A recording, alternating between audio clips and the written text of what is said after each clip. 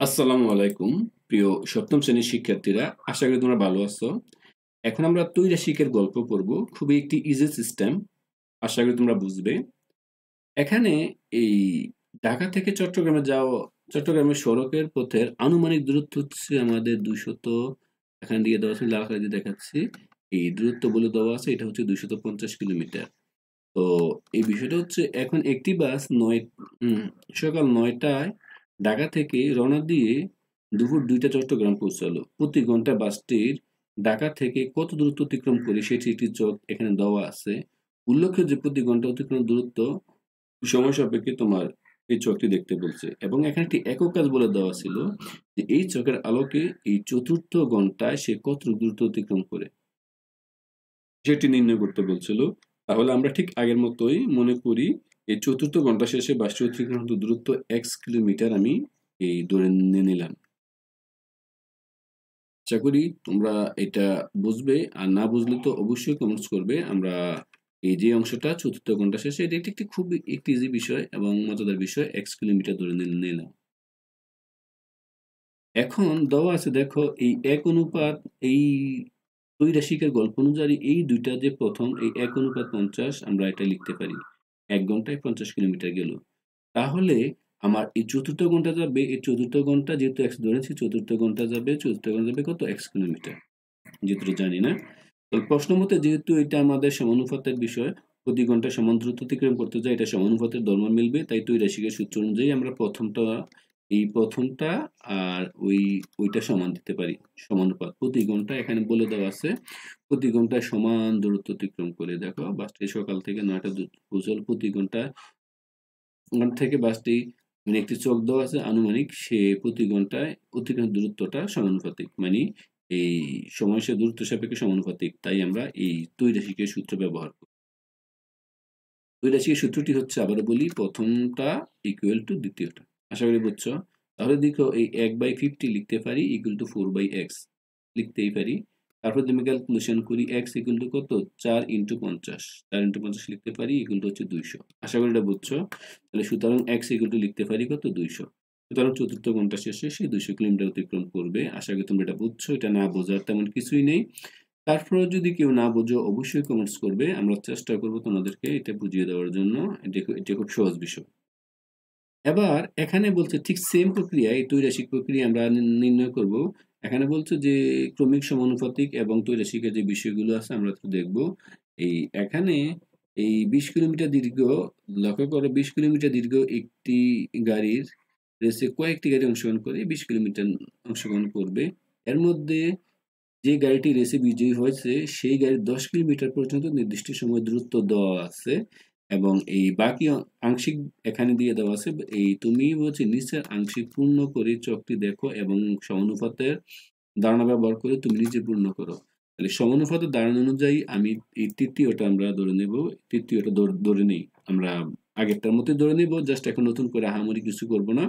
যেটা মান দেওয়া নাই আমরা এটা ধরে নেব, প্রত্যেকটা নির্ণয় করব। মনে করি এটা মান ধরে নিলাম, মনে করো ক, তার মান ধরে নিলাম ও, তার নাম ধরে দিলাম গ, এটা ধরে নিলাম ও। যেইগুলো নাই এগুলো ধরে নিলাম, আংশিক পূরণ করতে হবে। তাহলে আমরা সমানুপাতের ধর্ম অনুযায়ী প্রথমটা জানি। প্রথমটা এই শর্ত মতে এই প্রথমটা 1:2 ইকুয়াল টু লিখতে পারি 3 অনুপাত ক। আশা করি বিষয়টা বুঝছো। এটাকে আমরা যদি ক্যালকুলেশন করি লিখতে পারি এই 1/2 অনুপাত মানে ভাগ, এটাকে লিখতে পারি এই 3/ক, বা আমরা এই লিখতে পারি এই ক ইকুয়াল টু লিখতে পারি 3×2 = 6। তাহলে আমরা ক এর মান পেলাম 6। অনুরূপভাবে এখানে আমরা খ লিখতে পারি, অনুরূপভাবে এখানে কত, এই 1:2 ইকুয়াল লিখতে পারি কত, এই 4 এটা বুঝছো। এটাকে আমি লিখতে পারি, এইটাকে লিখতে পারি এই 2/1 অনুপাত যেহেতু ভাগ, এটাকে লিখতে পারি এই খ/4, বা তারপর আমি ক্যালকুলেশন করলে হয় এই খ ইকুয়াল টু মান হচ্ছে এই 8। আশা করি বুঝছো। এবার আমরা গ নাম্বারটা দেখবো। আশা করি এটা তোমরা তো পারলাই। এই তারপরের অংশ আমরা এখানে দেখতেছি এবং লাস্ট।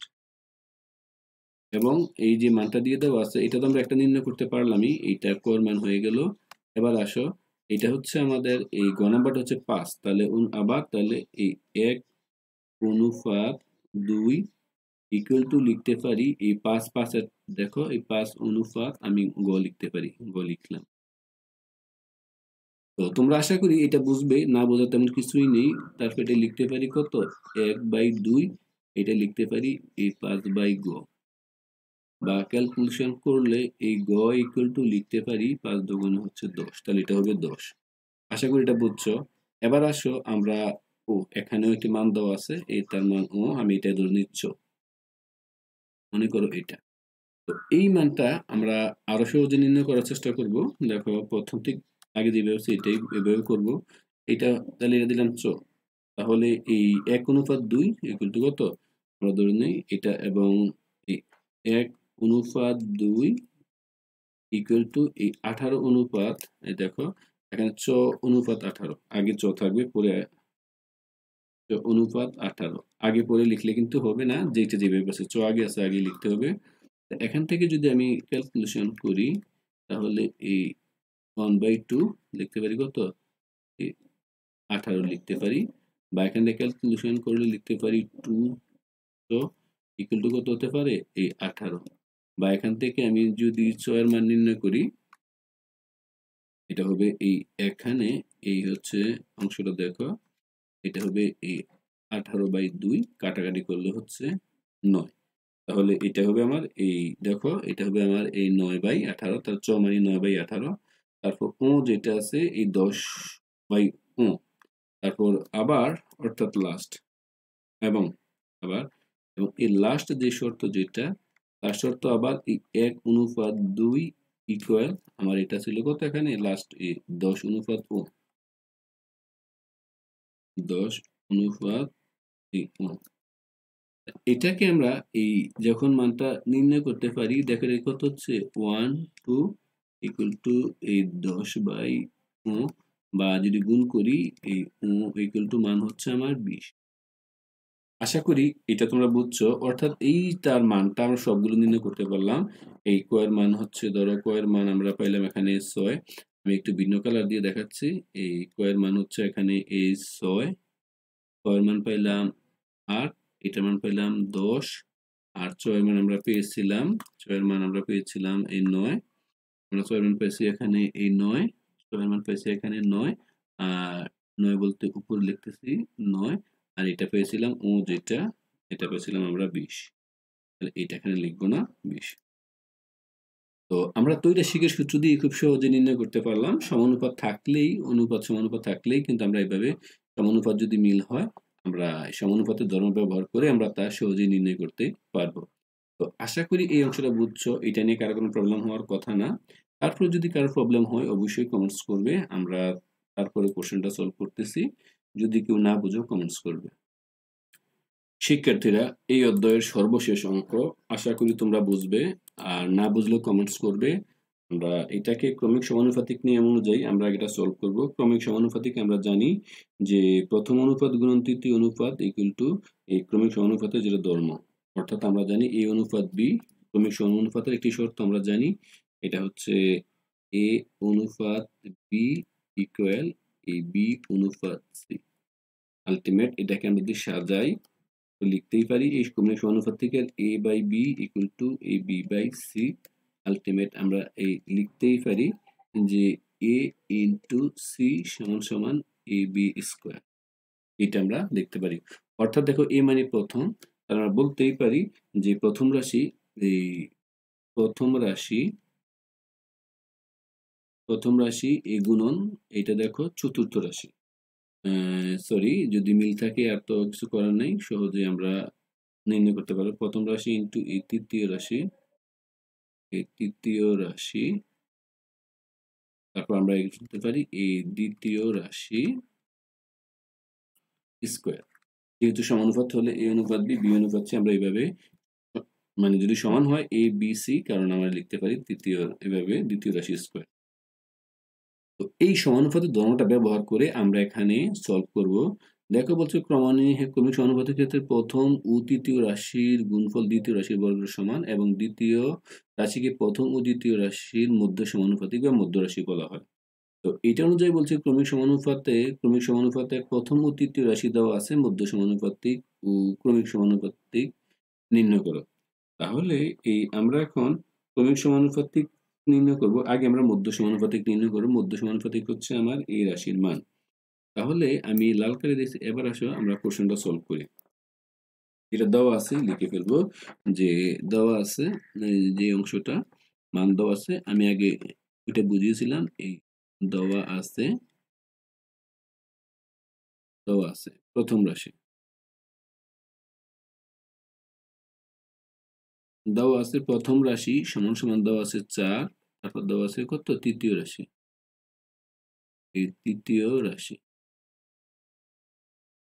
রাশি হচ্ছে তোমার এই 16। আশা করি এটা বুঝছো। প্রথম রাশি 4, তৃতীয় রাশি হচ্ছে 16। তো আমরা এতটুকু বুঝলাম যে দেওয়া আছে। তাহলে সমানুপাতের শর্ত অনুসারে আমরা লিখতেই পারি। তাহলে লিখতে ফেলবা, এই অংশটা নিয়ে নিবা। এই অংশটা আমরা লিখতেই পারি। লিখে সমানুপাতের শর্ত অনুসারে এই অংশটা আমরা লিখবো। আশা করি তোমরা এটা বুঝবে। এই সমানুপাতের শর্ত অনুসারে সমানুপাতের শর্ত অনুসারে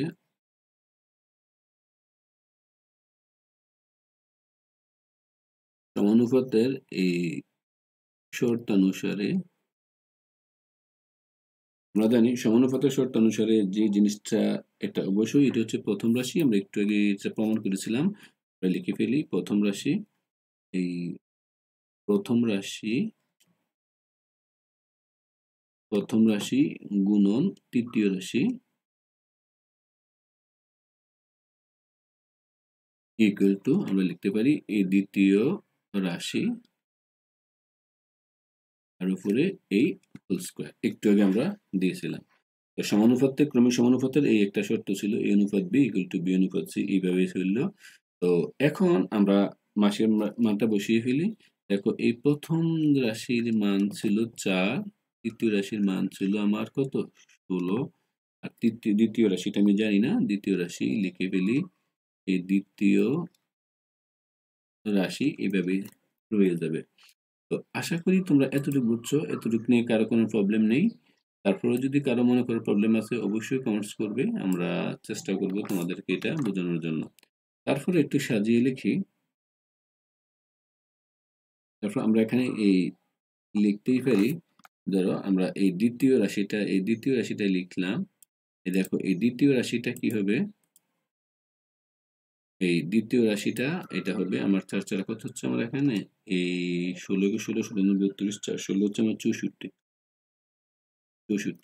এবার আসো এই অংশটা আমি যদি আবার এখানে লিখি, বা এই অংশটাতে দেখো এখানে একটু বুঝতে হবে, আমার এই রাশিটা এই পাশে ছিল বর্গ আছে। তাহলে আমি যদি বর্গটা সরিয়ে দিই, এই বর্গটা কিন্তু ওই পাশে চলে যাবে। ওই পাশে গিয়ে কি হবে বলতো? এই পাশে গিয়ে এই রুট ওভার হয়ে যাবে 64।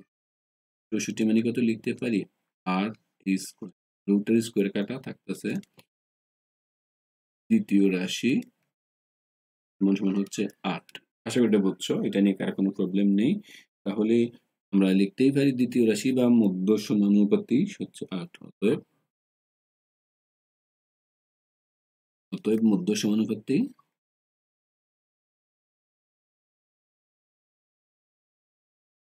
সমানুপাতিকের মানটা হচ্ছে তোমার এখানে এই 8। এবার ক্রমিক সমানুপাত, তাহলে বলছে কি এবং দেখাতে বলছে ক্রমিক সমানুপাত নির্ণয় করো। লিখো সুতরাং ক্রমিক সমানুপাত এবং ক্রমিক সমানুপাত আমাদের মতো করে আমরা লিখবো এই ক্রমিক সমানুপাত। ক্রমিক সমানুপাত এই ক্রমিক সমানুপাত তাহলে আমরা লিখতেই পারি এই প্রথম রাশিটা ছিল 4 অনুপাত এই দ্বিতীয় রাশি 8। এটাকে আমরা এই যখন এই ক্রমিক সমানুপাতের সাথে এইভাবে দিয়ে লিখবো 8 অনুপাত 16। ক্রমিক মধ্য সমানুপাতি যখন দুইটার জন্য বোঝানোর জন্য জাস্ট এই চিহ্নটা দিয়ে আমরা বোঝাবো ক্রমিক সমানুপাত হবে এটা। তো আমাদের এটাই হচ্ছে আমাদের সর্বশেষ এবং লেটেস্ট অ্যান্সার। তো শিক্ষার্থীরা এই অধ্যায় সবগুলো অঙ্ক আমরা সলভ করে দিয়েছি, তোমরা আমাদের প্লে লিস্টে গেলে সবগুলো পেয়ে যাবে। আশা করি প্লে লিস্টে এই টু জেড অঙ্কগুলো আছে। তো এই পর্যন্ত সবাই ভালো থাকো, সুস্থ থাকো, সবাইকে অসংখ্য ধন্যবাদ। আল্লাহ হাফেজ।